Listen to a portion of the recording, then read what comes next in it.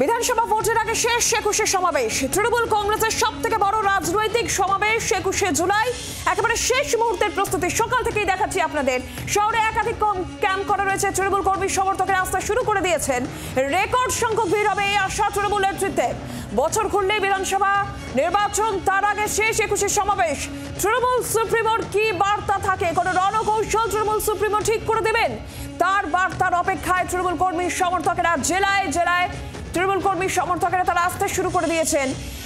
সপ্তাহের প্রথম দিন সোমবার 21শে জুলাই হাইকোর্টের নির্দেশিকা রয়েছে সকাল 8টা পর্যন্ত হেঁটে মিছিল, 9টা থেকে 11টা একেবারে অফিসের যে টাইমটা রয়েছে, নিত্যযাত্রীদের যাতে কোনো সমস্যা না হয়, যানজট যাতে না হয় সেদিকে নজর রাখতে হবে। শাসক দলের মেগা ইভেন্ট, বিভিন্ন জেলা থেকে তৃণমূল কর্মী সমর্থকেরা ভিড় জমাচ্ছেন। যে ক্যাম্প রয়েছে শহর জুড়ে ক্যাম্প রয়েছে, সেই সমস্ত ক্যাম্পে ভিড় জমাচ্ছেন তৃণমূল কর্মী সমর্থকেরা। একে একে আসছেন, তারা জেলা থেকে আসছেন, এই বিশেষ করে উত্তরবঙ্গ থেকে রেকর্ড সংখ্যক ভিড়ের আশা করছেন তৃণমূল নেতৃত্ব।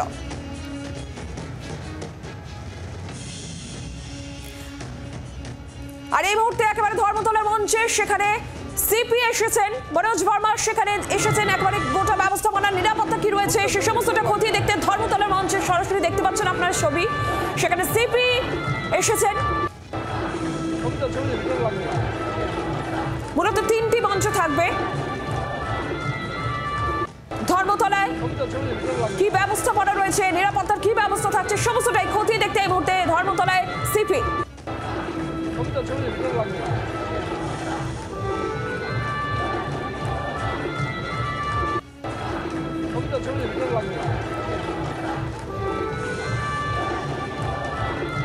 একেবারে শেষ মুহূর্তের প্রস্তুতি 21শে জুলাই, শেষ মুহূর্তের প্রস্তুতি। সকাল থেকে ছবি দেখাচ্ছি, ক্যাম্পের ছবি, জেলা জেলা থেকে কর্মী সমর্থকদের ভিড়, তৃণমূল কর্মী সমর্থকদের ভিড়, সেই ছবি যেরকম দেখছেন।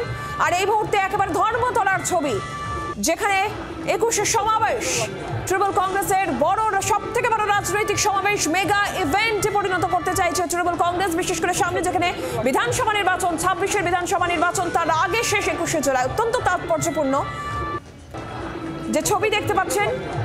সিপি নিরাপত্তা ব্যবস্থাপনা খতিয়ে দেখতে প্রবীর চক্রবর্তী রয়েছেন টেলিফোন লাইনে। প্রতিনিধি প্রবীর। কলকাতার নগরপাল তিনি 21শে জুলাইয়ের মঞ্চ পরিদর্শন করছেন। একদিকে যেমন এটা রুটিন পরিদর্শন, কারণ মুখ্যমন্ত্রী যেখানে থাকবেন সেখানে নগরপাল এত বড় সমাবেশে পরিদর্শন করবেন, কিন্তু এবারে যেটা বাড়তি বিষয় হচ্ছে সেটা হচ্ছে কলকাতা হাইকোর্টের নির্দেশ যে কোথাও কোনো যানজট না হয়, কোথাও কোনো সমস্যা না হয়, সেটা কলকাতা পুলিশকে দেখতে হবে।